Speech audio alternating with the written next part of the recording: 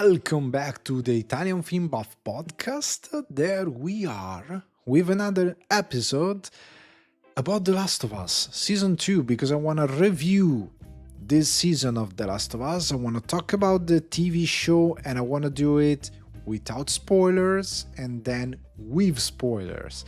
But the part with spoilers, I'm going to focus mostly on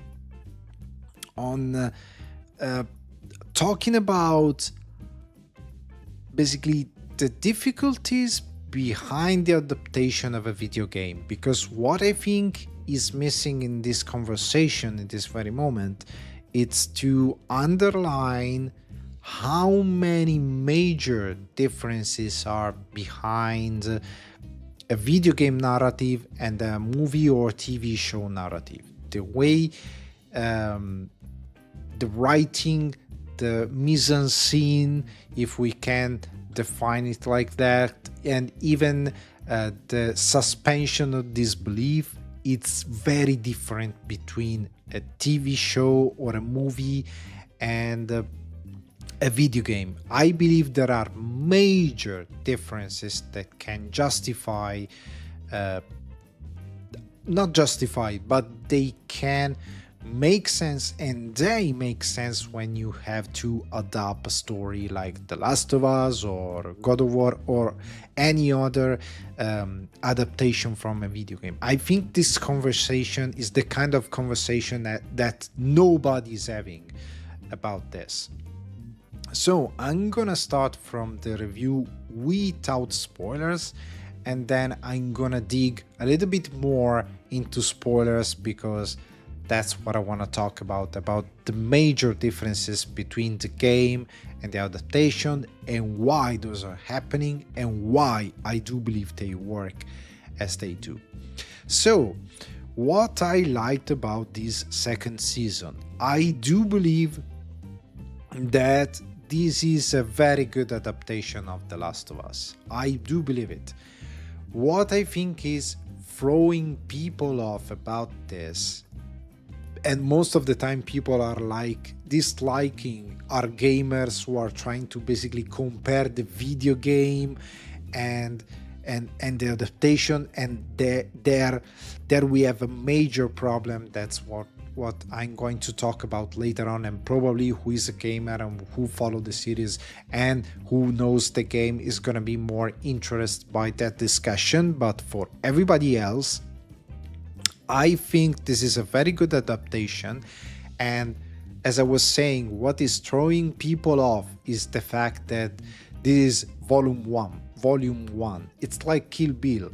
I made a review for cinefax.it, a website that I work for the last I don't know how many years, but anyway, I made the same kind of analysis there, and the title of the review is Kill Abby volume 1.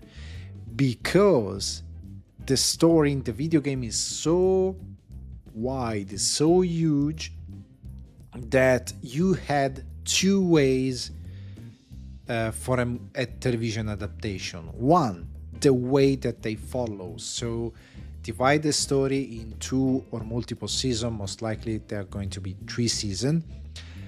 And so follow the same kind of concept they follow in the game. So Season 2, the first season of this adaptation, is going to be the introduction of the story and Ellie's side of the story. The second season, Season 3, is going to be the second volume, so we avoid confusion, and Season 3 is going to be Abby's journey and the other side of the story and the other idea of vendetta. And in the end, the last volume 3, is going to be Season 4, and it's going to be the epic conclusion of this story, and we're going to see what's going on. This is the way that they chose, also because I believe it was the affordable one, to be honest, because the other way, in order to do not throw people off, would be produce the whole thing as a huge season with, I don't know, 20, 21 episodes, whatever, but with the budget that it's insane, because the production budget of an episode of The Last of Us, it's insane. Television nowadays it's way more expensive than it was before, and it shows. And to produce a whole story like this in a whole season would have been, I probably think, an historical achievement. Speaking of budget, people involved, writing and production, it would have been an insane effort, because it's not like you are shooting a movie, so a couple of hours or 3 hours worth of footage. You're shooting for, I don't know, 20 episodes, so 20 hours pretty much there of footage. The only person who did that recently was David Lynch with Twin Peaks The Return. But Twin Peaks The Return, I believe, if I just check out the production value, it's very high for that TV show, but they don't have major VFX like in The Last of Us. They don't have major set like in The Last of Us. They don't have to build, I don't know, museum, part of Seattle and stuff like that. They don't have to do that.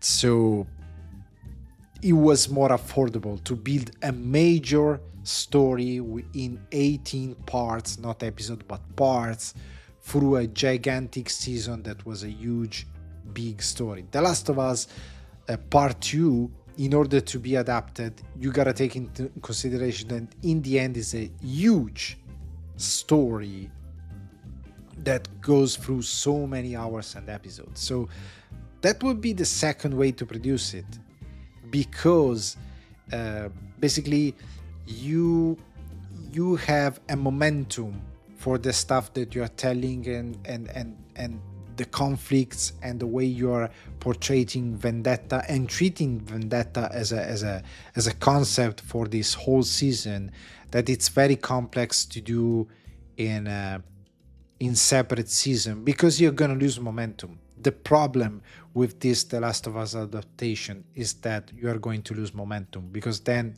season 3 is coming out in 2027. It's going to be a couple of years.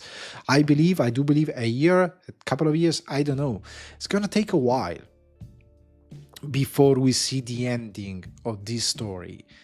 And I believe that's what's throwing people off, because this first volume, or you can even call it a first act of this story, raised so many questions, gives so many answers, but also leaves so many questions unanswered. And there are so many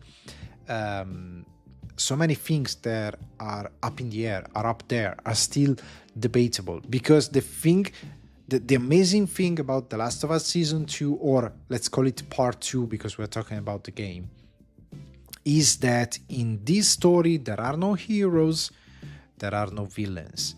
Because instead of what everyone has been doing in entertainment for ages, even in writing, if you take in consideration books or whatever, the revenge, the vendetta, it's always fair, and you always support the main character applying his vendetta. He's in the right, he is doing good.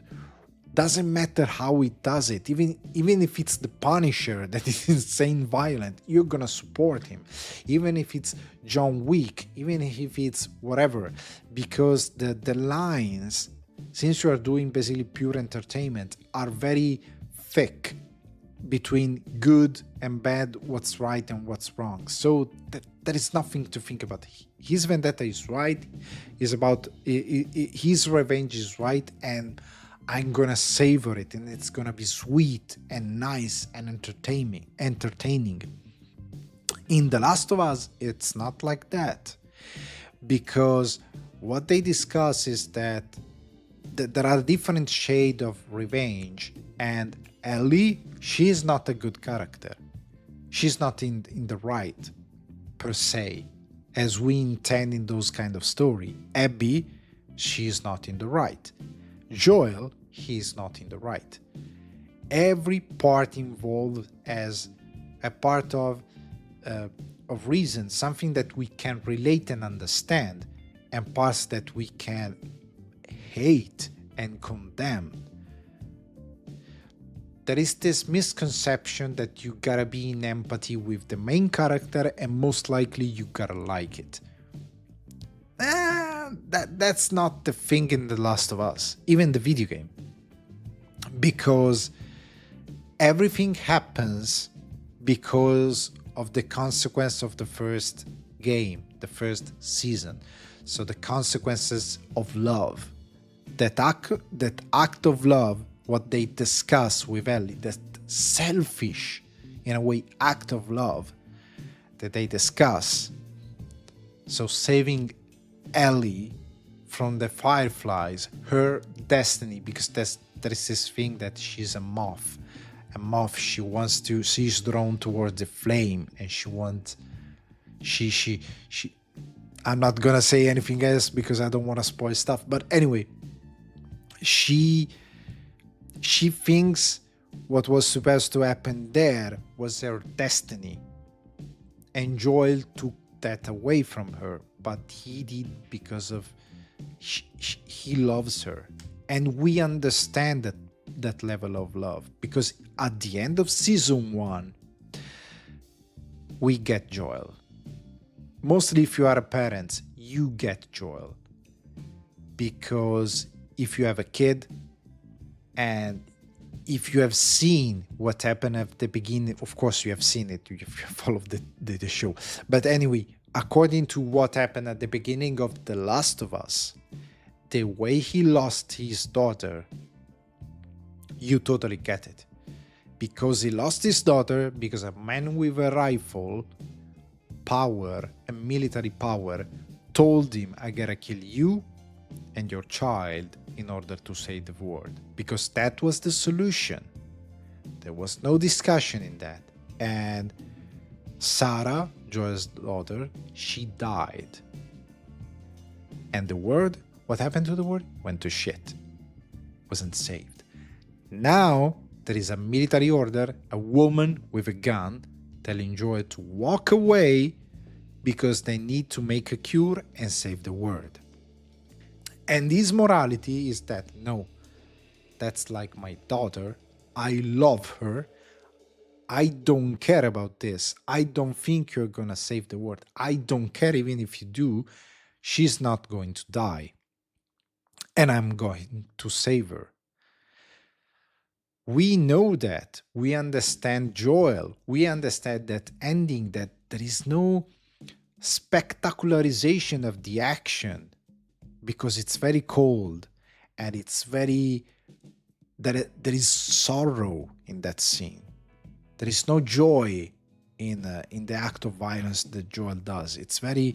he's like a terrorist in that moment. But anyway, we understand him because we know where he's coming from. But for Abby, it's not like that. And for Ellie itself, it's not like that because they have that discussion.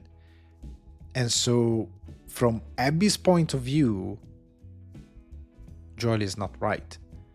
He did something horrible. And from Abby's point of view, her revenge, if we had followed the story from Abby's point of view, without knowing neither Joel or Ellie, we would be on Abby's side. You see why it's amazing, The Last of Us? But since we know that, we kind of... we don't agree 100% with Abby. But in season 3, we're gonna find out what's Abby's story. Not to empathize with her and to make her the hero, but to understand where she's coming from, and mostly to understand her revenge and what kind of cost. Because the story is about the cost of revenge, the cost of the main character action. There is a cost for Joel. He paid the price. He paid the price with Ellie, and he pays the price whatever happened this season. There's a cost for Abby, there is a cost for Ellie. We see the cost for Ellie and Joel so far. I mean, not the whole cost, but we see that, and we're gonna see the cost for Abby. And in the end, we're gonna see what revenge will lead to. But anyway, I do believe that the work that they have done, it's very good. It's very clever. I think it respects a lot the source material. I believe Craig Mazin, he always has a good writing, because there are stuff that, I mean, some stuff are just in the background. They are there in a dialogue, and you gotta pay it a lot of attention, because it's gonna be in a shot, a moment of mise-en-scene, a confrontation between two characters. I love the way the confrontation between Jesse and Ellie reveals a lot about the morality of those characters, and as well what we are discussing here. I love as well how Isaac was portrayed, and the depth that they gave to this character in order to make us understand a little bit more about revenge, about war, and about the moralities that we are discussing in this season. So I believe that overall it's a very good adaptation, and they went back again to use flashbacks, because we see a flashback for Isaac, and it's very good in the way he defines Isaac. And it's also, I love the way they define Joel once again with a flashback going back to his, I'm not gonna say where we go back, because this is the no spoiler part, but I love that because it's gonna connect with a very nice heartfelt moment, and with the idea of what Joel is, but mostly what Joel is trying to break as a chain between fathers and sons, and how that chain is being passed to Ellie, and what is going to be the legacy of that chain. Will be Ellie able to break the chain? She's going to keep going with that chain? She's going to restore the chain? Whatever is going to happen, it's going to be up to the final season that's going to close The Last of Us' story. I believe that. But I believe this is a good adaptation. I don't think it's a bad adaptation. I think the people who are criticizing harshly this season are, I think they are blinded by a judgment bodies that misplaced in many ways, because they don't understand the difference between a game and the way the game tells stories and the TV adaptation. And I don't think they get, I don't think they did pay attention. In many, I made a discussion with many people online, some interesting, some not, and I could see that there are huge lack of attention toward what happened in the story. I heard as well for Ellie, she's really kind-hearted. She's a kind spirit in this. No, she has done stuff that are very, very unforgivable. She's not that kind. She's not that light. And there are many differences between the series and the game that I think are correct to be done in the way they are done. But I believe it's a good adaptation. Now, let's go with the spoiler part. So from now on, it's spoiler time. We're gonna talk about a little bit The Last of Us with spoilers. So if you watch the season or if you play the game, this is the place. I'm not going to make spoiler for people who haven't played the game after this part of the story. I'm going to stick to whatever they told in the TV show. I'm not going further on, so don't be worried. I'm going to talk about just stuff that concern this season and this part of the story according to the video game. So I'm not spoil anything further, but from now on it's spoiler free. Okay? No, it's full spoiler free in the sense that I'm gonna spoil everything. Okay? 3, 2, 1, let's go. So why do I love this season? I love this season, this thing that Ellie is weak. I reject it. She's not weak. She's not the thing that many people are saying. She's way more competent in the video game. No, this is a lie. People says she's dumb in the TV show, but she's very smart in the game, and the game is darker. I totally reject this. I don't think this is the case. In the video game, Ellie, she's not competent. I mean, the competent one is Jessie. Abby is a very good survivalist because she has military training. Ellie is a girl that has always been reckless. She always act before she jump, and she goes around a world destroyed by the cordyceps and the post-apocalyptic worlds with all stars, and they make fun of that. Even in the game, she goes around with all stars. She's not that bright. Not that she's stupid, but she's reckless. That's it. She's gonna change probably in the future, but in this moment in time, she's also 19. And she has all the problematic behavior that a 19 years old has. Okay? In the game, you are the one competent. That's the main problem that we have with this season of The Last of Us. People are overlapping the gameplay with the narrative, and in the gameplay there are elements of narrative, there are environmental storytelling and whatever, but in the game in a video game we have a new concept of suspension of disbelief, and I'm gonna explain that. Because in the video game, since it's a game, what comes first? It's the gameplay. You don't want to trust me? Try to ask any professional writers in video game. There are even books written about this, and I read them because I like to learn stuff. And anyway, you can even just pay attention when you play a video game, and you're gonna realize that. What comes first in a video game? It's the gameplay. The writing, it's on another level, and it's not that important. It's way secondary. In The Last of Us, you spend an insane amount of time killing people.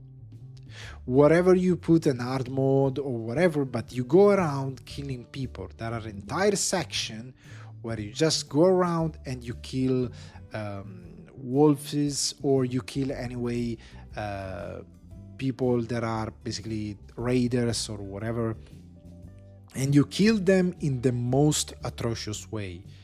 Use fire gun, you make head explode, you build trap, you build a handcraft grenade and you see limbs exploding, and you cut throats. You do despicable acts here and there, killing tons of people, and it's fun.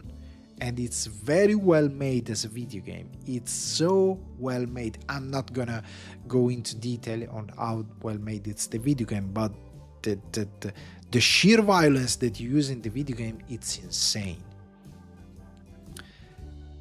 And this is part of the suspension of disbelief in a video game, because then you step into the story, you step into the cutscenes, and you see something like Ellie killing Nora or Ellie torturing Nora. And then when she goes back to the movie theater, to the cinema, she goes back to Dina. She's traumatized. In the video game, since people want to take in consideration the gameplay as a source of the character building and storytelling, if we want to play that game, that it's completely wrong, the story doesn't make any sense. Because she went around killing people for hours. She slaughtered people for hours. And then she get traumatized because she bashed somebody arms and limbs with a pipe? Nah, doesn't make much sense. The same thing for the aquarium. That scene is very accidental, even in the game. The fact that she's traumatized later on doesn't make any sense if you take in consideration the gameplay as a source of character building for Ellis. It's not like that. The video, sorry, notification. The gameplay has other devices of storytelling, like environmental storytelling that helps the world building, and a couple of conversations that they have that drives your journey, so moving from point A to point B or whatever, and some conversation they have between each other and world building and stuff like that. But they don't build Ellie as a character, because otherwise the story won't make any sense. Because even in the aquarium, let's talk about another difference here to understand a little bit more why I think Ellie is fine in the TV show. And why that thing that, oh, in the video game she's very dark. She's not very dark. It's that you go around killing people a lot. And she's not that competent, because when she meets the Seraphites, she get an arrow in her shoulder. In a TV show, she should be almost condemned to death. But in the video game, she's not, because it's a video game, okay? So when we get to the aquarium, they had to change the scene, because in the video game, first things first, we show another side of Ellie. She's not like Joel. She does that thing with the map. So you point on the map where Abby is, and you point on the map where Abby is. If any of you is lying, so is pointing in a different direction, I'm gonna shoot you. That thing in the TV show and as well in the video game, she learned it from Joel. She saw Joel doing that, but she's not like military trained. She didn't like to learn stuff from Fedra in Fedra school, and she didn't like to learn stuff in Jackson as well. She's kind of a rebel on this point, because she's this moth going toward the flame, and that problem is that she lost her purpose, so being the hope for the world, the cure or whatever. So she tried to do that, but she failed miserably, because she doesn't have the control of the situation. She's not that imposing. Owen takes control of the situation right away. He's on top of her in the video game. He managed to get closer, and he almost managed to take the gun away from her, because he's a military trained. And in the video game, she accidentally pulls the trigger and shoots Owen in the gut. By accident. Very dark. By accident. It's a very dramatic moment. And then Mel attacks her. Another thing, it's very, I don't know if in English is correct, but cavalresque. It's very kind of her to wait her turn to attack Ellie. She could have attacked Ellie with a knife while she was fighting with Owen, but she just stand there, she wait her turn, very kindly, very respectful. I mean, the scene doesn't make much sense in the video game as well. But the thing is that then she has a struggle with Mel, and she kills Mel, just defending herself, and then she realized that she's pregnant. It's very dramatic. She was looking for Abby. She didn't want to kill them. Not both of them. Probably if she had realized that Mel was pregnant, she would have let them leave. But she didn't. It was a mistake. Both the killing were mistakes. In the TV show, it's more impactful and make more sense, because first things first, as Craig Mazin said, Owen is a big guy.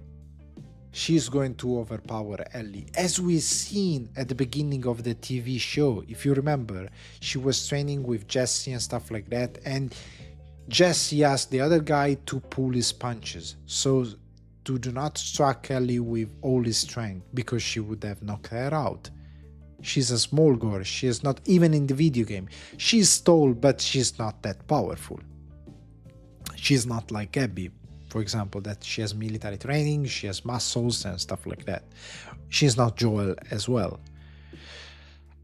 And even in the TV show, they give a context of this. And she could have failed easily with Owen. Owen could overpower her easily.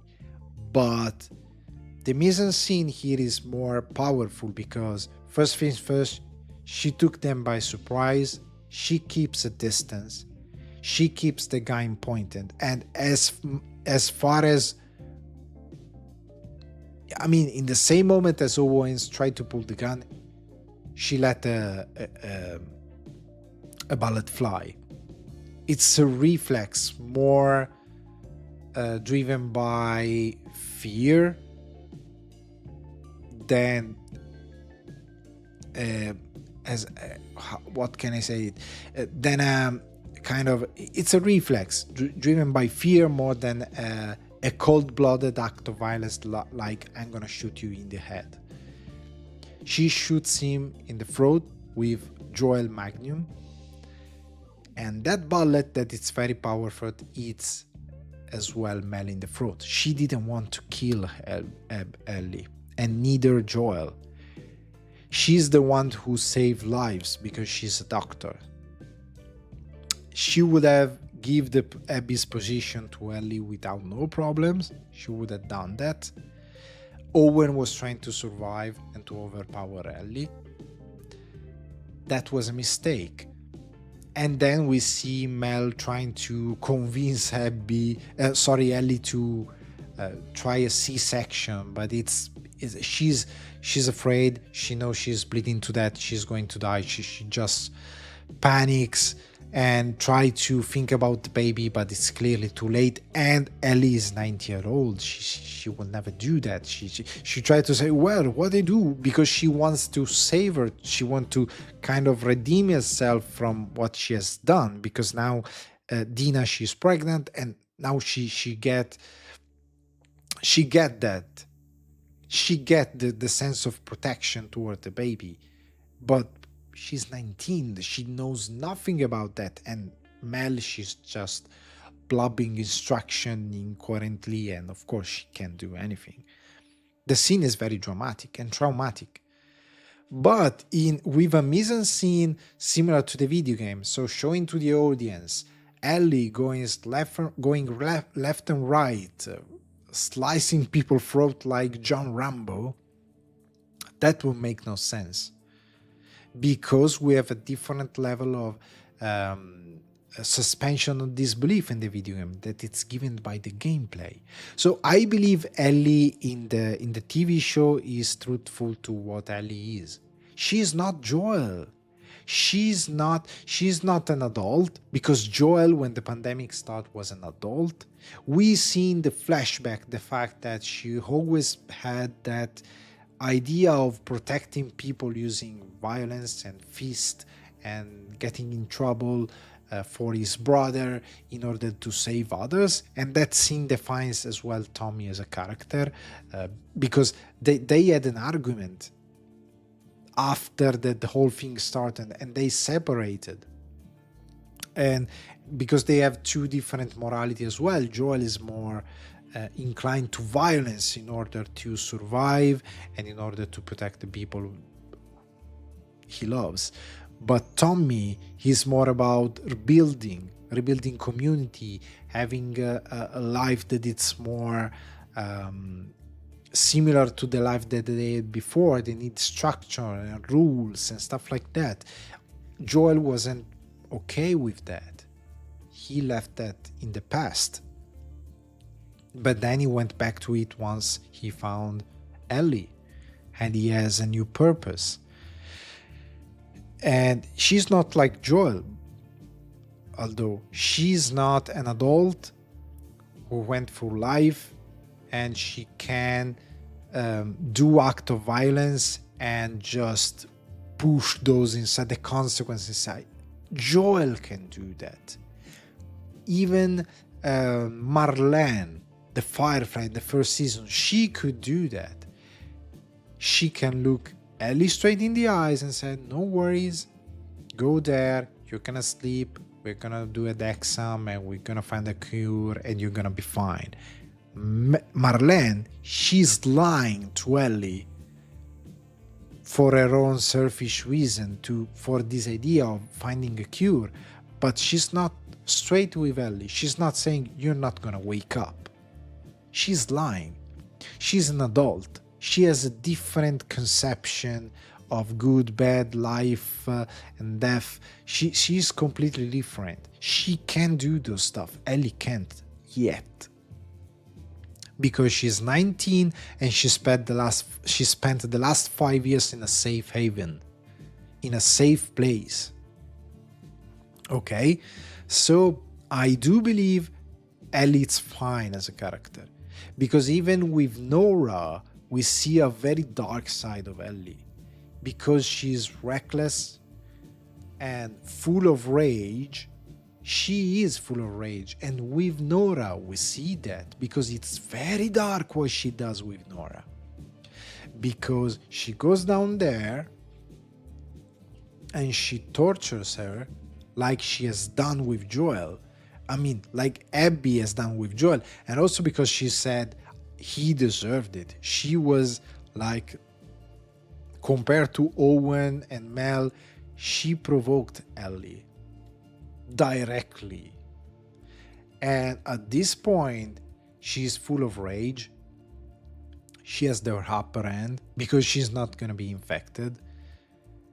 And she tortures Nora to get just to where there are Whale and Will. Okay? And when she goes back, she said, I made her talk. In the game, this part is not this dark. Is dark, but not as much. Because after she says, I made her talk, she also says that instead of showing mercy in a way, so shooting her in the head, or anyway killing her off, she decided to leave Nora to the infection. So she condemned Nora in an eternity of pain in that basement to become like a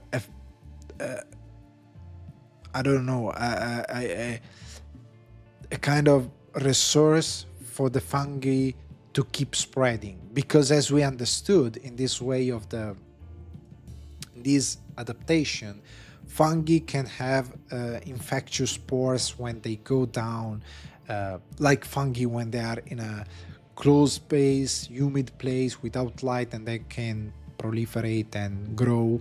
And so when they infect a guest with the spore in this set of condition, the guest turn right away, basically very fast, into an infected, and they became like a way to spread other spore. They breed spore. It's insane what we see in this part. So it's hell, and she decided to give Nora hell, leaving her to that awful destiny.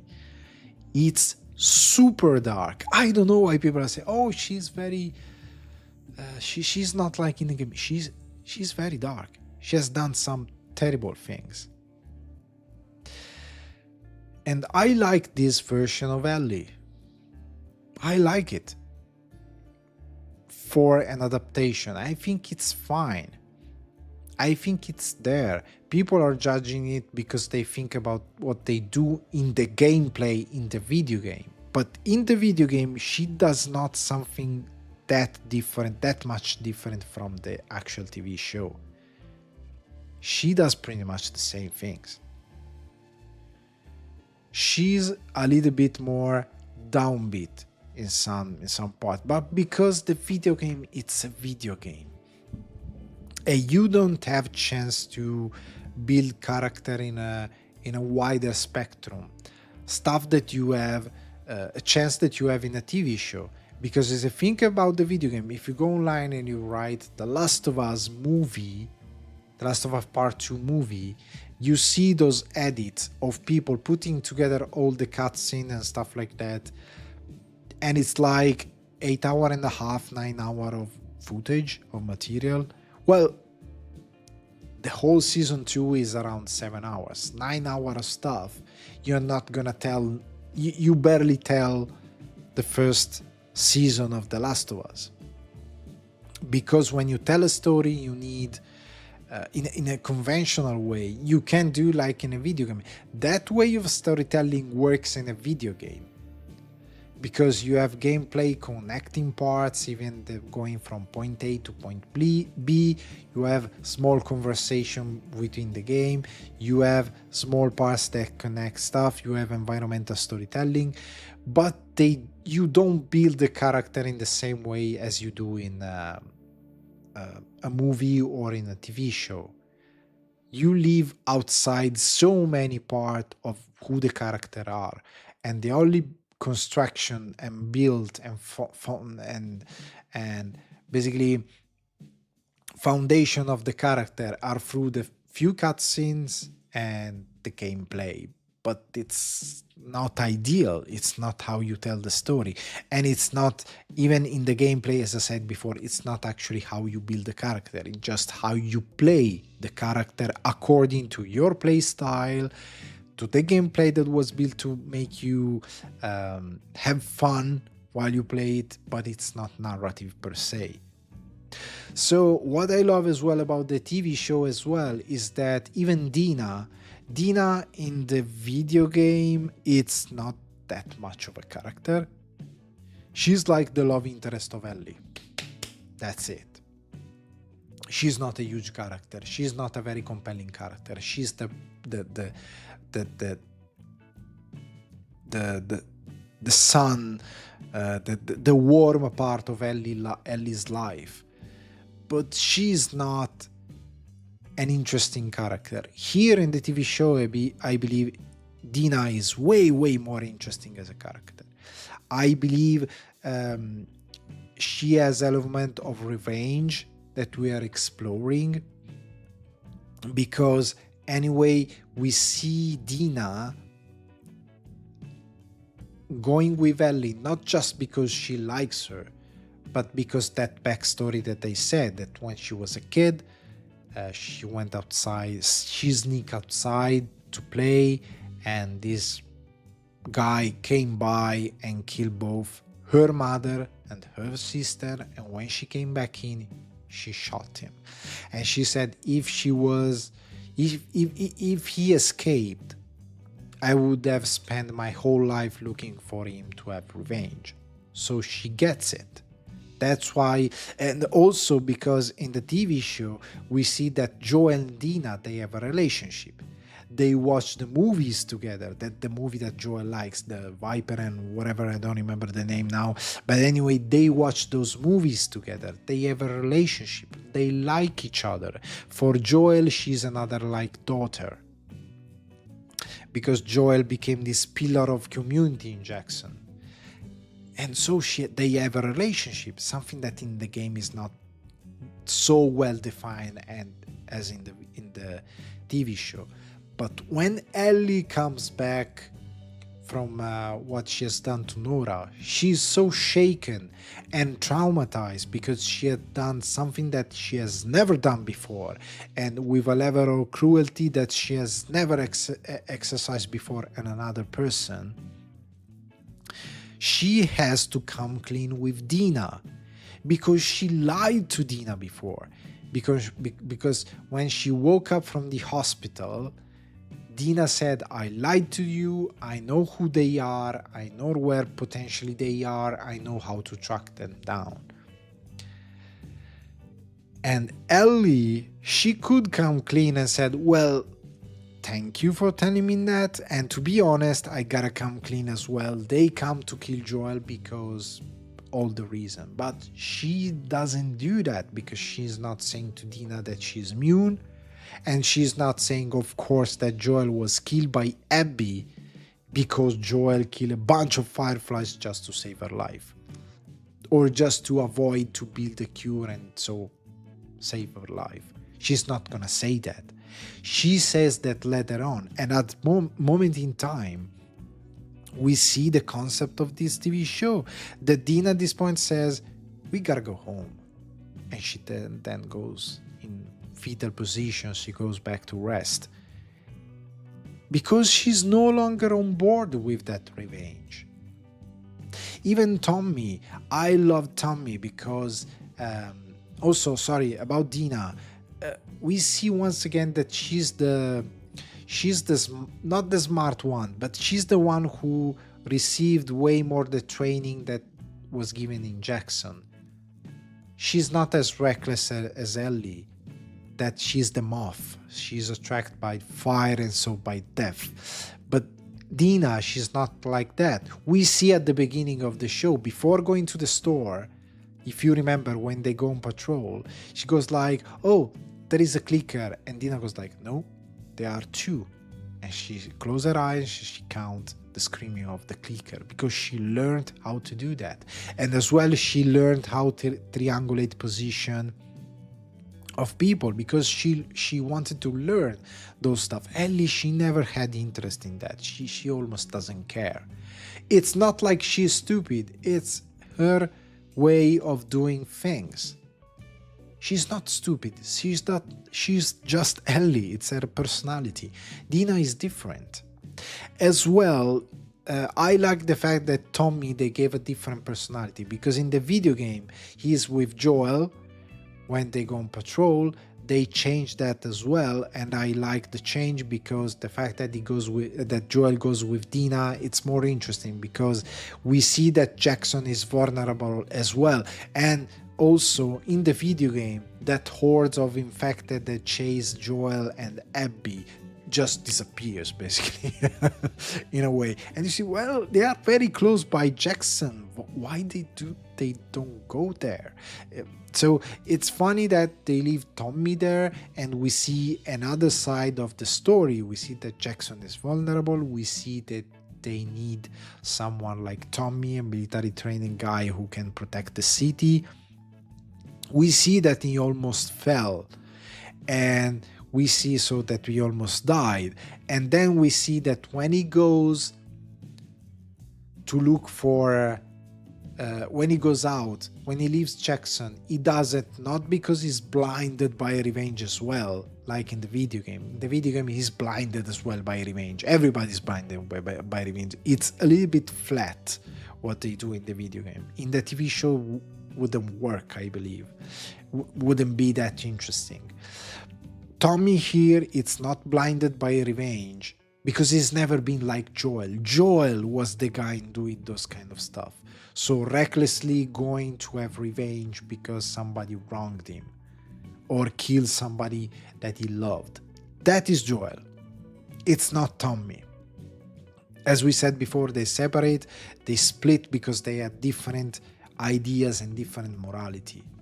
So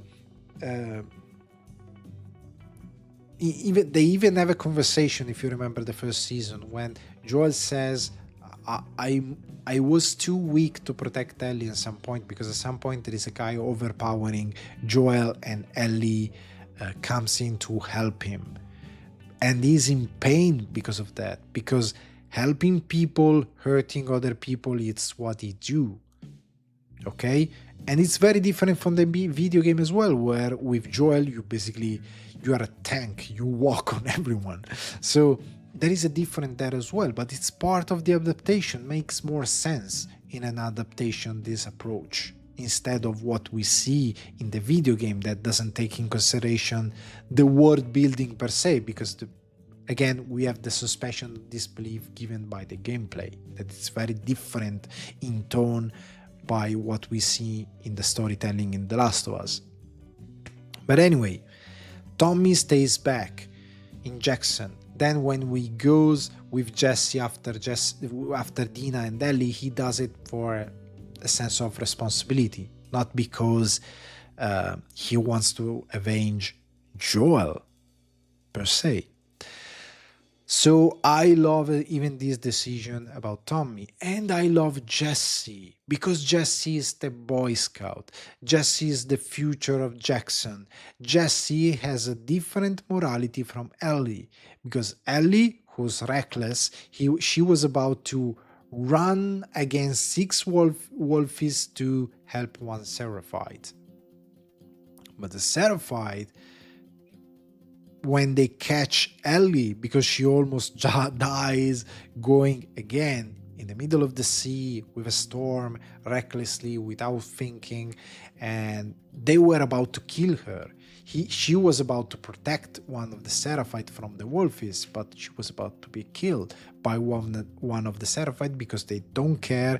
She's someone that doesn't belong there. They're gonna gut her. A kid decide to gut her, basically, but she wanted to save the guy, and Jesse was like, "No, they are six. We are two. What are you doing? The priority is protect ourselves. Go back to the campsite and find Tommy and take Dina and go home."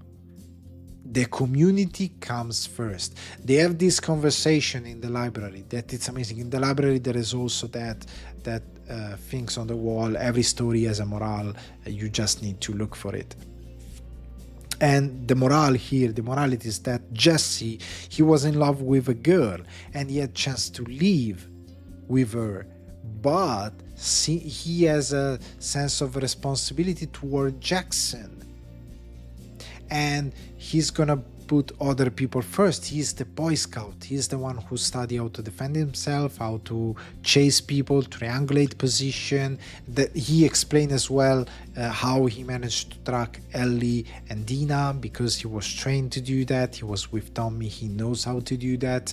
And basically, they have this conversation where, again, there is no right and there is no wrong. Ellie is not wrong in this situation. Ellie is not worse than Jesse, and Jesse is not right and is not worse than Ellie, because he said that the understanding that they have in the end is that Ellie doesn't want to go to save Tommy, not because she doesn't care about Tommy, because she says, "I'm not sure it's him. I gotta go after Abby."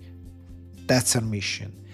For Jesse, it's like, I gotta go save Tommy first because that's part of my community, and I have this sense of protection and responsibility toward my community, and I'm gonna save him, as well as I came here to save you and Dina.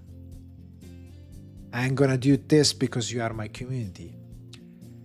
But at the same time, he's not able to do what Ellie is doing and what Ellie will do in any situation. So if Jesse was captured by the Wolfies of the Seraphite or whatever, she would have done what she's doing. So she would have tried to go recklessly to unleash hell and try to save Jesse, because that's what she is, who she is. She will try to do that, even dying in the process, but she will try. Jesse won't do that. So Ellie is the kind of character that she will put herself on the line in order to do that. Jesse won't, because won't make any sense to put his life on the line for something that it's gone, it's lost, because maybe she's dead, maybe she can be saved, and Avenger won't make any sense. But for Ellie, it will make any sense having to risk her life against any odds just to try to save one of the people that, or another person. That's it. That's her morality. That's what she does. None of them is right, none of them is wrong.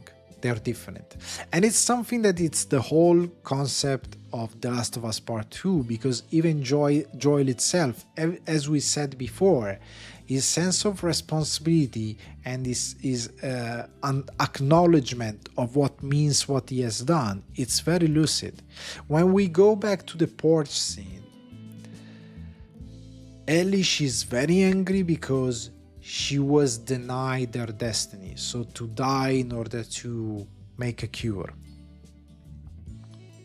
And for the life that she had, that was the only meaning. That would make sense, because she lost the girl she loved due to the infection. And what was the meaning for her to survive? Just to die in another way, to help the world to heal from this. That's the only reason. That's how she was born, with a bite given to her mother, and that's how probably she became immune. And so she's angry toward Joel, but she's willing to forgive him. She says, I can try to forgive you.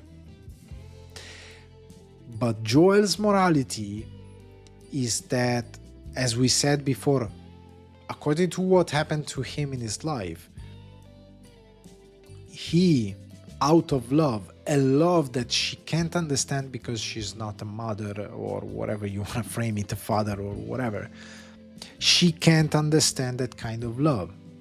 And so she can't understand why Joel killed an entire army of Firefly in order to save her. And he doesn't care. He did it, he says, he did it knowing that one day she would have kind of basically forsaken him. He knows that. He's willing to accept that consequence, but he's not gonna stop to love her. He's not gonna stop to try to protect her. And as well, he says, if God will give me another chance to do this, I will do this all over again. Because according to his morality, he's in the right. And when he faces Abby and he understands what's going on, he has two thoughts: protect Dina and try to make sure that she's safe, and try to get out of that situation, not because he wants his life to be spared, but because he wants to go back to Jackson and save everyone. That's what he does. Like in the flashback with Tony Dalton. And that it's beautifully connected to the porch scene and the museum scene, because what Tony Dalton says to him is that I'm trying to do the best that I can. And one day it's gonna be your turn. I'm not quoting, I'm just... And he says the same thing to Ellie under the porch. And I think that that is going to be something that is going to come back later on in the future. Since Ellie is becoming a mother or a father, whatever you want to frame it.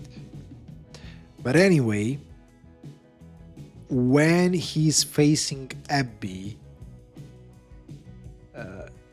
he's like Sinatra when he sings My Way. I did it things my way, and nobody can take that away from me. Nobody can take away from me what have I done. And I'm gonna face this standing tall. Because in another story, in another stupid story, like in a similar setting, you know what's the laziest thing that you can do, that the kind of the cliche that get pursued every time in this kind of situation, that the main character says, oh, but I did it for my reason, I killed your father because I wanted to save my daughter or whatever. He will try to justify himself, to try to push on the audience that his morality was the right one and he should be saved, and that when Abby torture him and kill him, she's in the wrong. That's what any other TV show will try to push it and impose over the audience.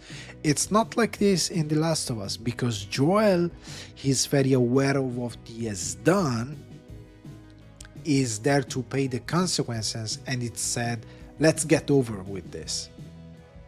Because he knows what's going to happen. He was waiting for that moment. Not because he felt that it was supposed to happen, but because he knows what he has done. And he knows that he killed somebody's father, daughter, cousin, best friends, love interest, or whatever. He knows that killing those people, he killed somebody important for somebody else. He knows what he has done. Maybe he was supposed to never face consequence because he didn't know that somebody survived.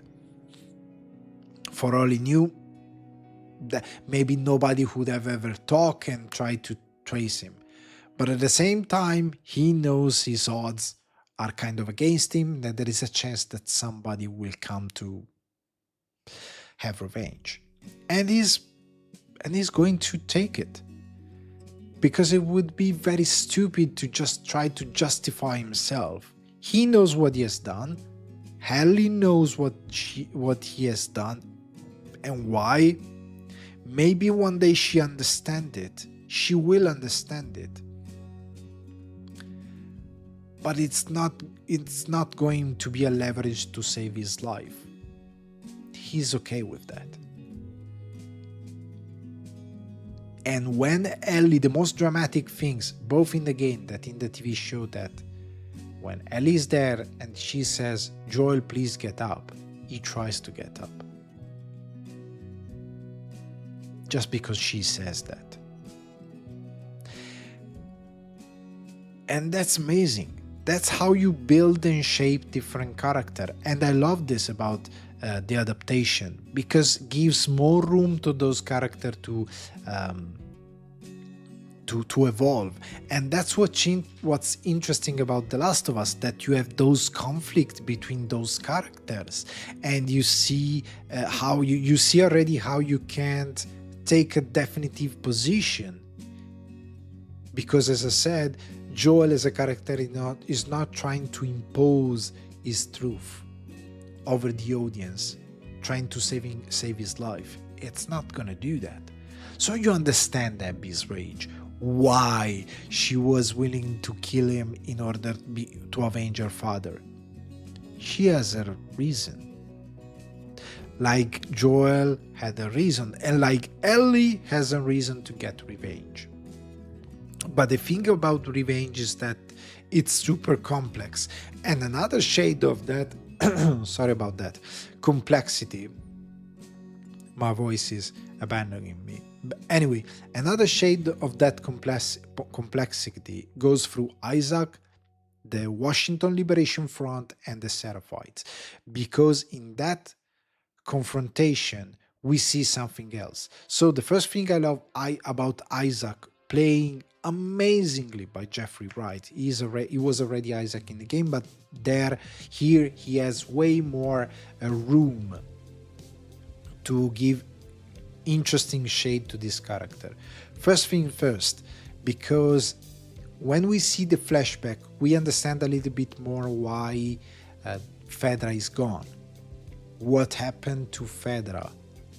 And what happened to Fedra is that there was a military police built by a society that is no longer there. And when they tell the story about the voters, if I remember correctly how they call them, the voters, they mock people who wants to have a society that it's basically what they have in Jackson, with democracy, with community, and people want that back, instead of having this sort of police state where you are not free to do whatever you want to do. And it's insane. And what Isaac does is that he wants to destroy that, and he wants to build the Washington Liberation Front, and he has an agreement with those voters in order to do so. And what he does is that he does that ambush, he killed those Fedra mans, and he joined that woman to build the Washington Liberation Front. And I believe that it's amazing, because that moving forward, he has a new enemy, the Seraphites, this religious order. If you remember correctly, if you remember in the TV show, the first time we seen the Seraphites, they are innocent. They're walking in the forest, a girl hand by hand, hand in hand with her daddy. They are talking about the whistles, what she's learning, how they communicate. even if they have those scars up their cheekbones, you kind of empathize. It's a little girl with her father. Then they get attacked by the Wolfists, the Washington Liberation Front. And when Ellie and Dina, they find them, we see them slaughtered, and they say that guy was killed. They shot in the back, so he was probably running away and they shot him in the back. And you see that little girl and their father hand in hand, dead. And you go like, Jesus, was that really necessary? And you go like, so the Washington Liberation Front, it's a kind of a vile. But then when you go back to Isaac torturing the Seraphite, you see something new. The Seraphite are not that innocent. They have this religious cult that it's once again a lie, because they're following this leader in a world that doesn't make any sense. And Isaac, he's not willing to dance about morality, who's wrong, who's right, who started first, who started later, because they have this discussion. And he says, oh, you're killing us. And Isaac tells to the Seraphite, well, we are shooting at you because you taught your kids and your men to kill with bow and arrow innocent kids, our kids. And so you go like, so they are not that innocent. And you see another side, and you understand that here there is an ideology clashing against another, and they are at war. And Isaac, he doesn't want to make that dance. He says, I don't care who started first, who breaks the pact, the ceasefire that they had in place first. I don't care. This is not a matter of discussion, because it's not really a discussion that who hit first, who break the rules first, whatever, doesn't matter. He goes like, I just going to annihilate you, because he's going to the island that we see later on to start a war against the Seraphite. And they have guns, they have tanks, they have explosive, they have the means, but the Seraphite says, I'm confident, I'm so confident we are going to win, because every day there is a wolf becoming a Seraphite. But every day there is no Seraphite becoming a wolf. That's why they're so confident. And then Isaac goes on to torture this guy, and we go outside the room and we see two wolves. One is with Isaac saying, well, that's what he's having what he's supposed to have, and he's proud of what Isaac is doing and is okay with the pursuit of the Washington Liberation Front. And then you have the other guy that is scared to death and is saying, I'm not that sure that this is what we are supposed to do. Not because he wants to be a wolf, but or a Seraphite, sorry, but because he's trying to challenge in the morality. And here, with a war, we have another layers of this discussion about revenge. And because here we are, oh, you hit first. No, you hit first. You taught your kids to shoot with bow and arrow to our kids. Well, you are killing our men. You see how it's going on? As well with Dina and Joel and Ellie, we have another iteration of the stuff. You did this, you did that, I did this, you did that. But what's going to, at the end of the day, what's going to lead this thing? What's at the end of the road of this thing? And this is what we are going to explore later on with the second act, or season 3 of The Last of Us, exploring Abby's story, because we're gonna see the other side of the story, and then we're gonna see at the end what's going on with the 4th season and the 3rd act. And I do believe that, as I said before, in a way this is a problem with the TV show, because we're not going to have many answers right away. But at the same time is the way the story is told even in the video game. But in the video game, of course, it's not like a TV series. You just have the whole thing and you're gonna go through the whole thing, and it's gonna be more powerful in the way it's you. But I love those characters. I love how Craig Mazin is managing them. I think that it's very clever. I think that it's writing. You gotta pay attention to what they put in, what the mise en scene, the writing, the dialogues, because sometimes they have small dialogues that seems that they are not telling much, but they are telling much about the character and the motivation. And I love what they have done with this word. And one thing that I can say before I move on, and I'm gonna say in the end, many people are gonna say, well, what's the deal? You prefer this over the game? No.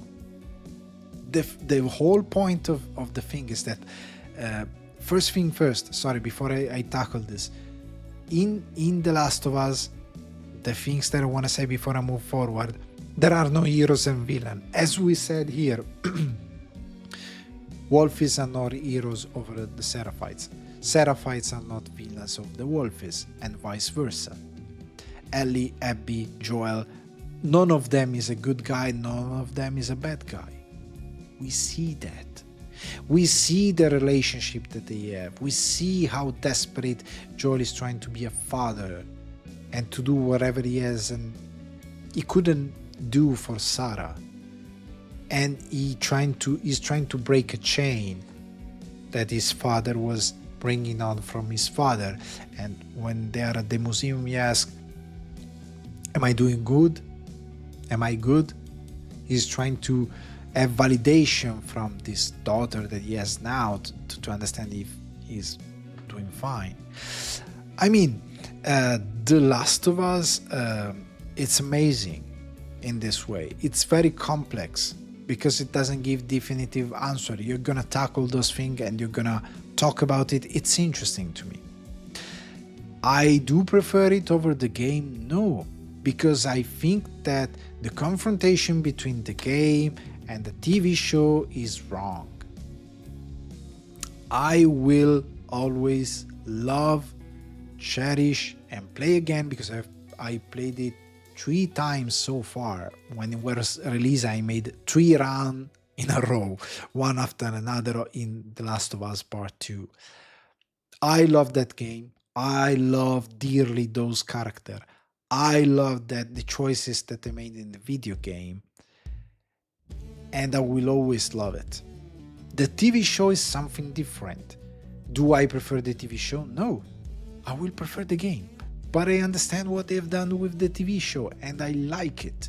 It's not my favorite TV show ever, I'm gonna be honest. But not because they didn't fulfill the potential of The Last of Us Part 2 as a story, but because there are other TV shows that I like way more. That's it. I believe that you shouldn't ask yourself the question, when you go to watch The Last of Us as a TV show, you gotta put in your mind that you're watching a TV show. You don't have to throw comparison to the video game. If you're going to do that, you have to do that to have fun with it and to understand why. Because, for example, let's start from one of the main difference between the video game and the TV show. So they change this thing about the way we have a reveal of how Ellie kills Joel. So in order to explain this even to who hasn't played the video game, and in order to, explain this my point of view to everyone. It's not like a point of view, it's a technical thing that it's happening and we should acknowledge. So, in the video game, you have an introduction. You start to play with Joel first and then with Ellie, because you gotta reconnect to the main character and establish the new status quo since time has passed since The Last of Us Part 1. You have your, you take you have a small tutorial with Ellie and Dina playing with snowballs with the kids, because in this way you understand the controls, how to play the game and stuff like that. So you have those stuff, and then at some point when they go on patrol, you cut to another character, that it's Abby. She's in the cabin, she's having a conversation with Owen. You know there is a particular tension between the two of them. They have something. Owen cares about Abby, Abby cares about Owen, but there is something in the middle that is basically creating a friction between those characters, because Mel is the thing that we're gonna find out later on is in the middle. But anyway, we know as well that they are looking for something or someone, but we have no specific about that. And then we start to play Abby. And at this point, in a grammar of a video game, in the way the video game works, as soon as we have control of a character, we start to say, oh, okay, this is my character. So the first thing that I thought about it was like, okay, so now I'm gonna play this other character in The Last of Us Part 2. It's gonna be a new protagonist. Is gonna have his own story, or she's going to cross roads with Ellie and Joel. What's the dealio here? I don't know it. I have no clue. But, well, apparently this is my new character. It's gonna do something for me. And in that moment you start to raise off all those questions. And right away, when you impersonate a character, that is yours. And moving forward, she got saved by Joel because she's running away from those infected. She runs away. You fight with Joel. You have a new level of empathy because she's interacting with the hero of the story. And in that way, the grammar of the game tells you that that's your new character. And you're rooting for it, okay? What's going on then? That you reach the cabin with Joel and Tommy, and they said, oh, they save us. You start to talk. Oh, well, they start to say, oh, we live close by in a village called Jackson. If you need supply, you can come. They are very friendly, because they have no reason to have any animosity between one another. There is no indication about that. But Abby, she's hiding something, because his name is Joel. And when they're inside, she says, if I remember correctly, says, his name is Joel. Or they introduce themselves. I don't recall 100%, but in that moment, the tone changed. And then what shocked everyone is that she takes a rifle or a shotgun, and she shot to Joel's legs and she started torturing him. That was a shock because, as I just explained, in a video game, when you take control of a character, you think it's your character. You're never going to think that it's going to be a villain, and you're never going to think that you're going to be agent of action that are going to harm one of your main character. But the shock goes on because you still think you can save Joel, because then you have the controls of Ellie. And you reach the cabin and you go down those stairs with the gun in your hands, you hear the commotion and you are like, I'm going to save Joel. But you're not. They are, I don't know, 5, 6, I don't remember how many are.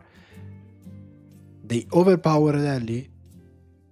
Joel is almost dead, is almost gone, and they just finish him. and he dies. And the shock is that you were agent of Joel's demise.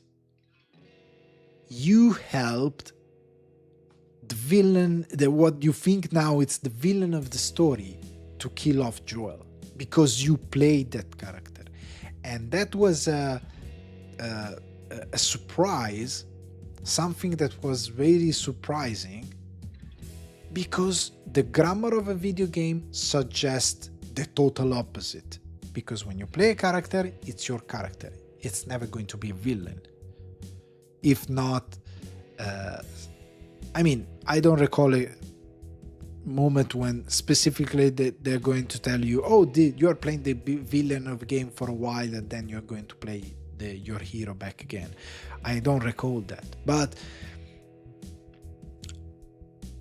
for the first time, you played the character, you thought it was your hero, and instead was a villain. Somebody who killed a character that you love dearly. That was a shock. In the TV adaptation, you don't have that shock because you're sitting on your couch watching The Last of Us. It's not going to be a shock for you that you play the game that Abby is killing Joel.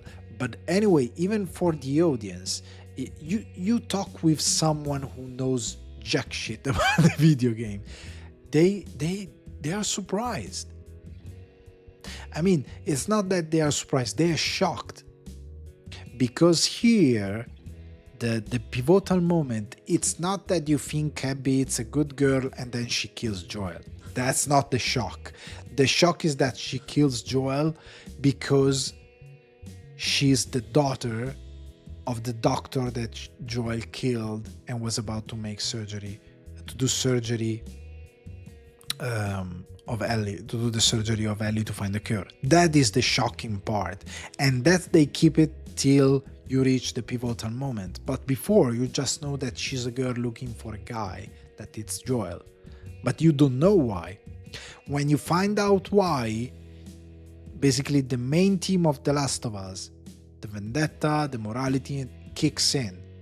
That's the thing. That's the hook of the whole story. It's not the fact that Abby kills Joel and, oh no, we thought she was a good girl, but she's killing Joel. No, then we don't care. That's not the whole point. The point is vendetta, revenge, those kind of morality, and that kicks in that very moment. In a TV show, we don't have gameplay, so it doesn't work and it doesn't translate. And so I believe this major change, as many said, it's not major, first thing first, and second thing, it's not that important because it's not a surprise. It's barely a thing that she's the one killing Joel.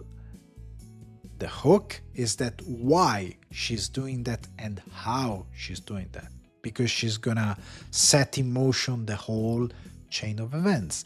And that's why they start the TV show from the very last scene from season 1.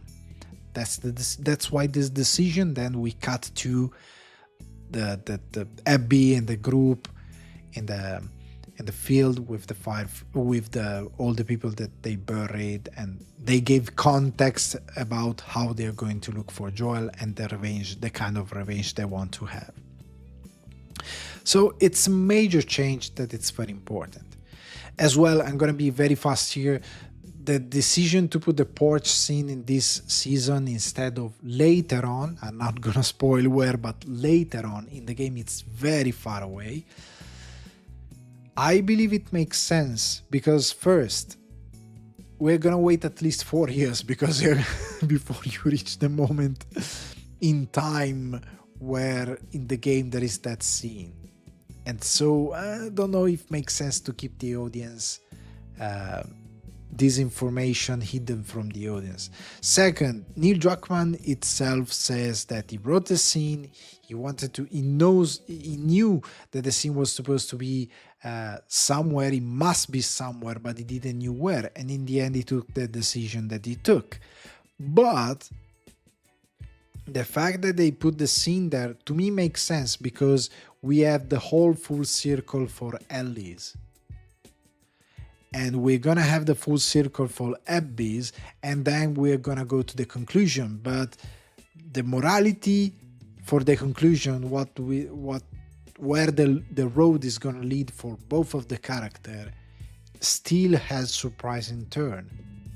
I believe what Joel says to Ellie about chains and one day you're gonna do better than me or whatever, as a mother or a father, whatever you want to frame it, it's gonna be very important later on. And so the fact that the scene is here, it's not very concerning to me, makes sense. So the other thing is about, I'm gonna close this with one of the elephant in the room, the fact that Abby is not buffed, very muscular, and again criticizing Bella Ramsey as Ellie. Since people start to kind of be ashamed of the fact that we're criticizing the appearance of Ellie, even if that's the point, I'm gonna tackle that.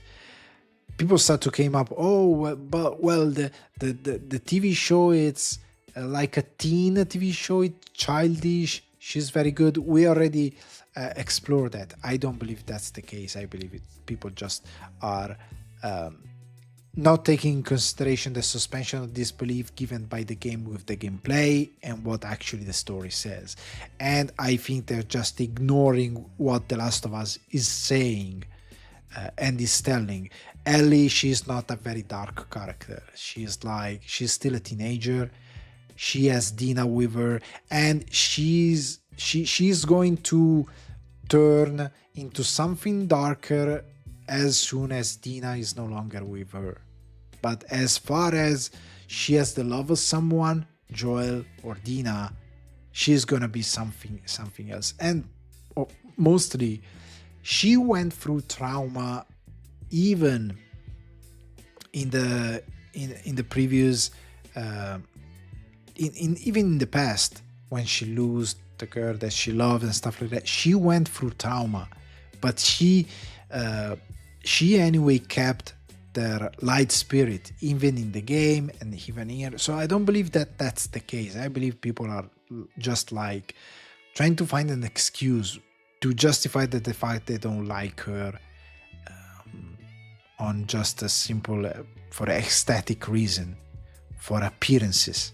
That's the point. Because if you go online, all the memes, all the stuff are the fact that she has a potato face and whatever, are just bullying her for her appearances, not because she's a bad actress. You find meme like, this is the range of emotion that she has, and they took all the scene where there are, I don't know, fightings, gunfighting, stuff like that, and you go like, oh, that's really unfair, my friend. You're just refusing to include any other moments in the show just because you wanna prove your point. As Ricky Gervais says, opinion are overlapping facts, and people, in order to win win an argument, they will try to impose a reality that doesn't exist, even manipulating facts, even manipulating whatever it's there. I'm gonna just not acknowledge. She acts very well when she's with Mel and she's dying. That moment, she's acting very well. There are many moments where Bella Ramsey is really good. She's really good. So people are not acknowledging that. I believe that the problem with Ellie here has two sides. First side, she's not pretty in the most conventional way, and that's the way people are criticizing. And it's not because she doesn't look like Ellie, because even other characters, they don't look like Ellie. I mean, Dina has the appearances of a model called Kashina Caradonna. If you don't know the game, well, her face is from a model. She didn't act. There is an actress playing Dina, but her face is from a model. And if you check Dina in the video game and Dina in the TV show, the amazing Marcella Merced, no, Isabella, sorry, Marcella, Isabella Merced. She's amazing. I loved her, but she's completely different from Dina. They are very different. It's not like because they both had dark hair, they are same. Doesn't work like that.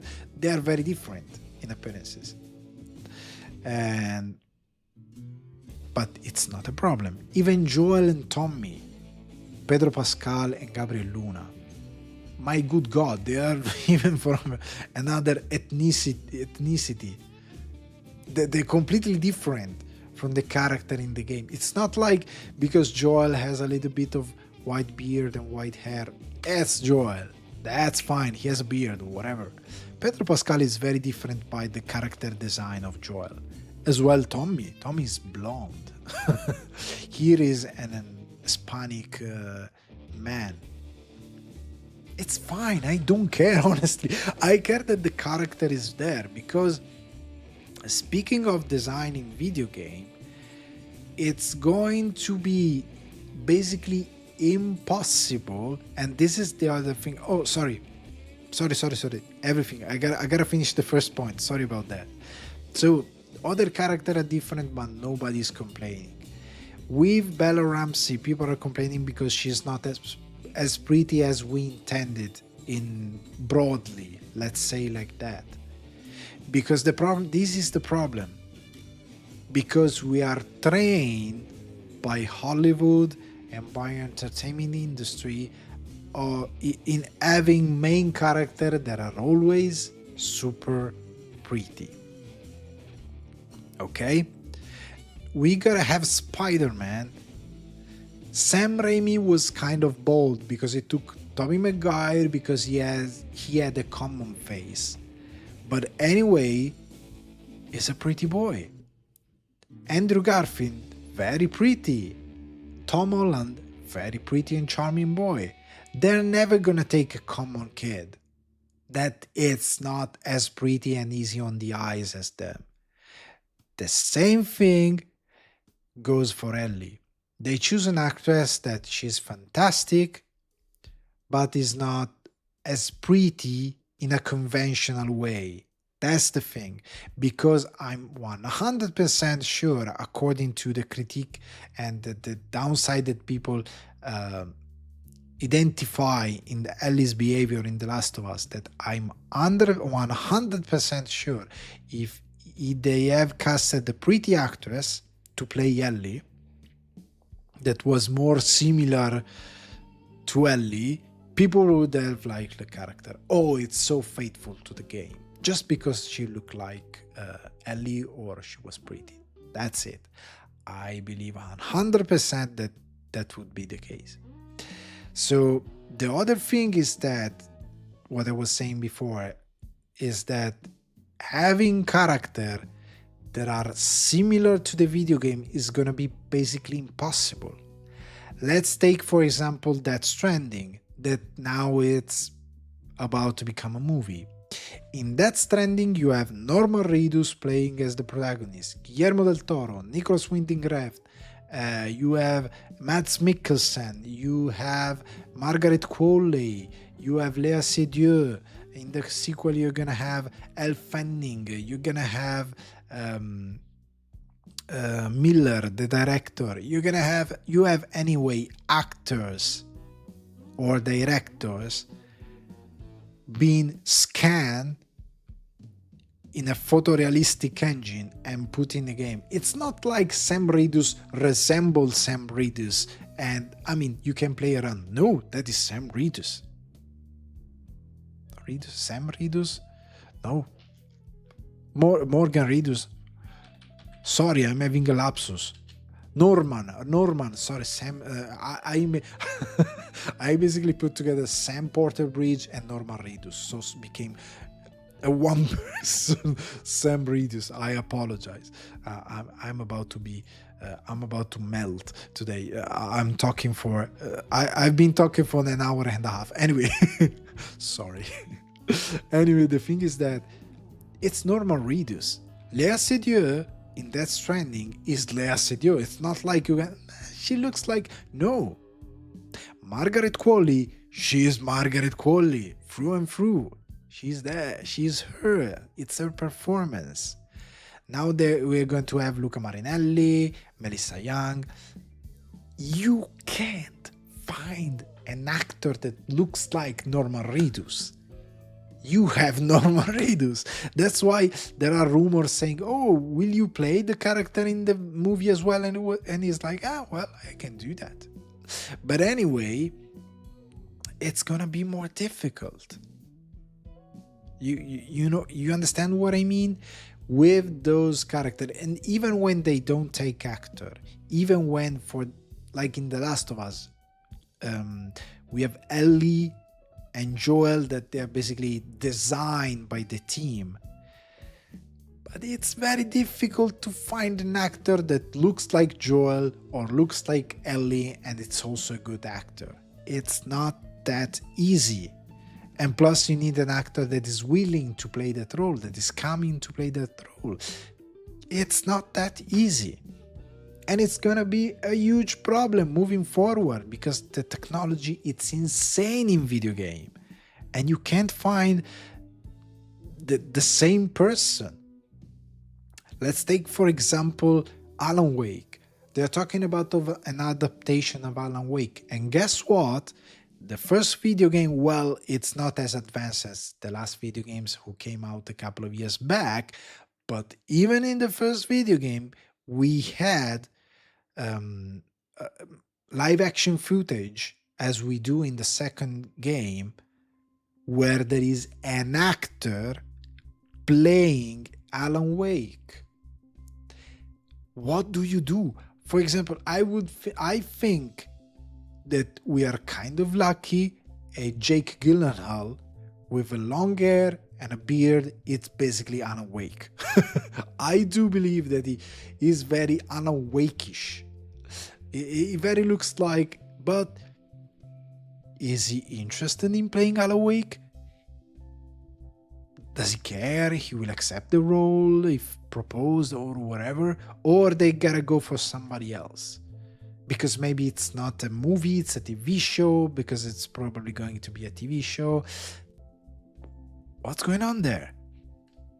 They're gonna do God of War, Kratos. Jesus, Kratos. How do you find a guy that big with that range of voice, that kind of voice, that presence, that's gonna do action and looks like Kratos? I have a bad news. It's very difficult.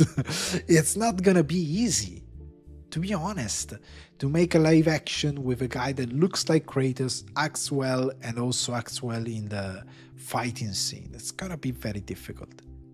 Now there are complaining about the fact that for the Legend of Zelda films, apparently they want to cast Hunter Schafer as Princess Zelda. And some people are complaining about the fact that, oh, she's not, because she's transgender. So to be honest, the first time I saw Hunter Schafer act in a movie or whatever, I had no knowledge of that. I'm gonna be honest and completely candid. I have no knowledge of the fact that she was transgender. I neither asked myself the question. I neither imposed the problem. I didn't care whatsoever. People pointed it out, but I was completely unaware of it. And I was like, and the fact now that the funny thing about this is that she kind of looks like Zelda because she has features that are very elfish, like for the Lord of the Rings. I don't Liv Tyler, even oh no, I don't remember the cast of Lords of the Rings cast. I'm having Kate Blanchett. Even Kate Blanchett, she's kind of elfishy. Of course, they add the prosthetic, the makeup, and whatever. But if you look at her, even back then when they made the movie, she was kind of perfect to play that role. In the same way, Hunter Schafer, you look at her, she's very kind of there, and she's a good actress. And if she takes the role, the most important thing is that she likes the role, she's fine with the role, it's a good role, it's well written or whatever, and she acts it good. In this case, it's easier, to be honest, because there is not that much of a huge writing in The Legend of Zelda. It's very easy, to be honest. The adaptation here, it's, you have more freedom. It's not that huge of a character compared to The Last of Us or other adaptation. But anyway, it's going to be way more difficult to have people playing video game character because they have a very defined design. Even The Last of Us, going back to Ellie, people say it's not about the appearance. For the love of God, open Instagram, go in your search, type Ellie, so the algorithm is gonna propose you an insane amount of cosplayers. There are some cosplayer that are very similar to Ellie. They are kind of exploiting this thing big time. And as well, there is a page posting content about Ellie made with an AI. And of course, she's in any sort of setting. She's at home posing. She's kind of trying to be kind of sexy in some moment, in some scenes. And as well, there, I remember when they released The Last of Us Part 2, there were account with made with an, I don't remember if it was AI or something else, but anyway, a couple of years ago there were those accounts posting pictures of Ellie and Sarah from the game made with AI together. It's for the appearances. Because when they made the design, of course, Ellie, let's take The Last of Us Part 2, so nobody's going to jail, because that would be despicable talk about in some way for the first game. But in the second game, that she's 19. But anyway, I'm not going to say anything incredible. She's a pretty girl. She's a little nose, the nice eyes, the features are very easy on the eye. She's a very pretty girl. If Ellie exists in real life as a person, she's very photorealistic, the level of graphics, so you can picture that. 19 years old girl, you are 19 as well, and she's in your same college or whatever. She was working at Starbucks or whatever, and she says, hello. You're gonna pass out. You're gonna do everything in your power to try to have her number and date her. You're gonna do that because she's very pretty. That's the reality of things. She is very pretty, a very nice design. Joel itself is a charming man. In the TV show, they say as well, oh, he's charming or whatever. They make fun of this in a way that she's also, when Abby meets Joel in the TV show, he says, I gotta give it to you, you are very charming. They talk about that. The appearances are playing a huge role with Ellie as a character in any direction for the audience, in any sort of direction. And to deny that, it's very naive, because it's a design choice made on purpose. You will never find a designer propose a character that it's not compelling for your audience. They're never going to do that. They will try always to propose, let's take Lara Croft, Tomb Raider. She is easy on the eyes.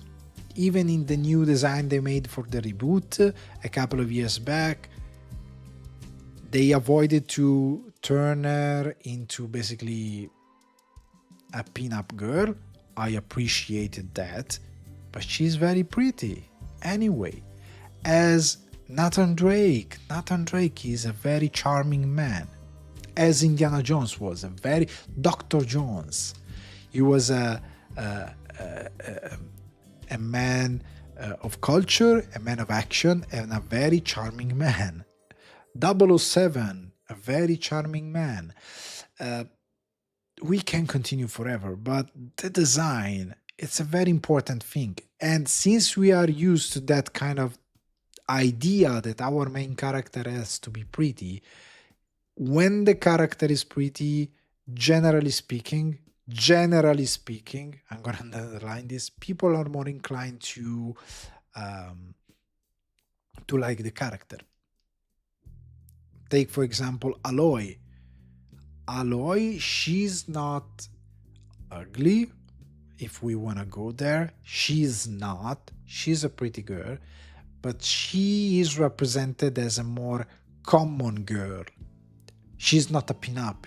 Her features are very pretty, but she's not like she's not wearing makeup. She's not the kind of girl that you see on Instagram, because that's not the focus. But the design is of a design of a very pretty girl, and anyway, people complain about that.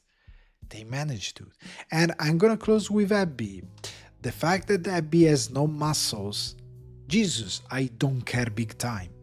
Because the decision to have Abby a muscular character, it's not to define her character, because she's a leader. Even in the TV show, Isaac finds her resourceful because he's going to war.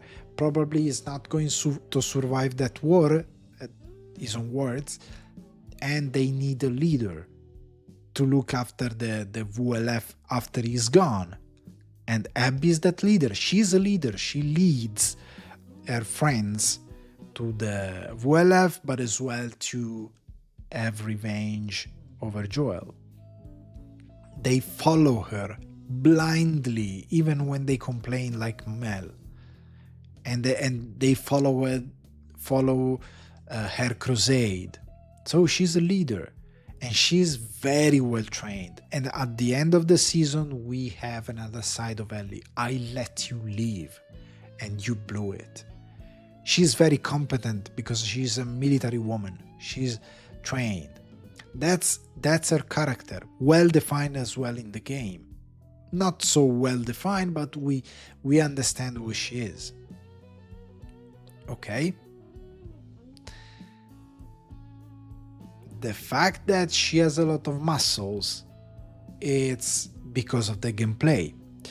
Because Ellie is more about lighter guns, smaller pistols, more like of precision kind of rifles. She uses the knife. She used a grenade or a handcrafted explosive, traps, those kind of stuff, bows and arrow, those kind of weapons.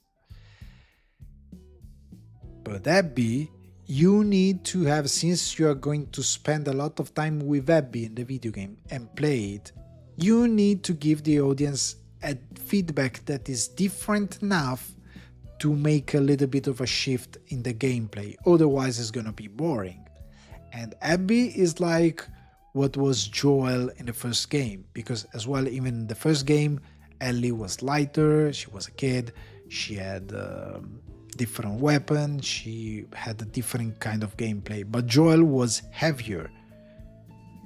Even when he was hitting his target, he was heavier. He was more, he had more destructive kind of weapon, speaking of sheer power. And as well, Abby, she's a ball. She is a cannonball. She is powerful. She is heavy. She uses flamethrower. She uses bigger guns. She uses bigger rifle. She has a gameplay that it's kind of different from Ellie as a feedback. And you need to do that for gameplay purposes. And so the design was decided to be like this to change the gameplay feedback as much as they could in order to do not bore the player. in spending a lot of time with this character. So that was the decision, but doesn't define the character. Even if you go to check the original design for Abby, she was a little bit similar to Ellie. They changed the character, they even retcon her ethnicity, because the father, the doctor in the first game, he was or black or Hispanic, and the character was supposed to be black or Hispanic in The Last of Us Part 2, but then they changed that. And they took a couple of decisions that are just for gameplay, not like to describe the character. So the fact that they didn't ask Caitlin Dever to go to the gym, bulk up for a TV show, to me makes sense. I mean, it's not the deal. That it's not the dealio. So it's fine. I think it's fine. And I think this is it for The Last of Us. I believe that it's a good adaptation. I believe it's not bad. I believe we have to take in consideration what it's a video game and what it's a TV show or a movie. We need to take in consideration how the parts are moving, and as well we need to accept there are two completely different things and separate things. And I believe that I'm going to love forever the video game. It's one of my favorite experience forever ever in the history of video game. I love it dearly. I love Ellie dearly as she is described in the video game. I love Joel, Abby. I love everything. It has its problem as well. It's not a masterpiece without flaws. It has problem as well, the video game, but I love it. And to me, The Last of Us is gonna be forever and ever the one told in the video game, because I like that and because I like video game. But if I gonna have to check the TV show for what it is, it's a good adaptation. I do believe it's a good adaptation, and I'm fine with what they have done. I think it's solid and it works. As I said before, I think it has a couple of flaws. I would have probably preferred to see a couple of story from the environmental storytelling being told here and there. For example, I don't like that much how they introduced the stalkers. I believe they could have introduced the stalker using one of the story in the environmental storytelling, because in the game, I'm gonna be short, they basically, you find us at some point exploring a letter of this guy who killed himself because he was exploring a building in Seattle. He was looking for stuff, and he was bitten by, if I don't remember correctly, an infected, probably a stalker, because they outsmarted him. And then he isolated himself, he barricaded himself in a room, and he wrote this letter saying, if anybody drops, I can't take it anymore. I'm about to finish because my brain is breaking. If anybody finds this letter, please bring this to my wife and my child and tell them that I tried to do my best, but I couldn't make it. And he's out looking for medicine, if I remember correctly, because the child and the wife, they need it anyway. And it's a very sad story, and I would have preferred to have the stalker introduced further on in Seattle in this way, instead of having that scene with Jesse. I would have loved to see Ellie and Dina overpowered by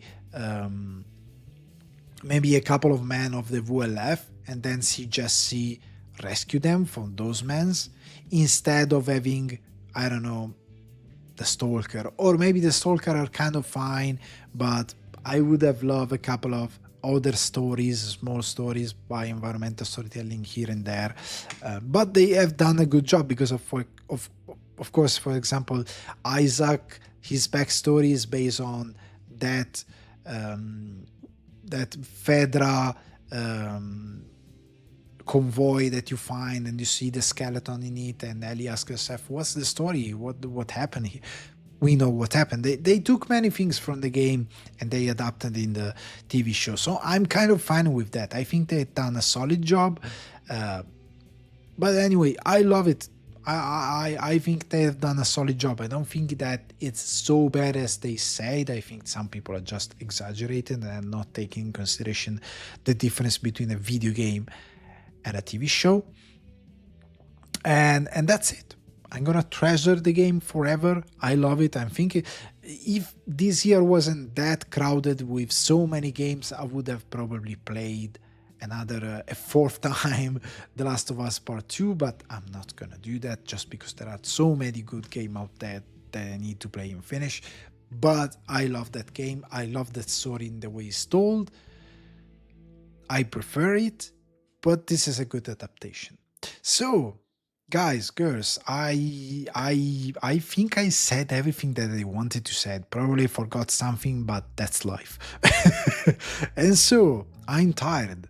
I think you're gonna have thoughts. So use the comment, vote for the podcast, and share it with someone else who's interested in talk about The Last of Us.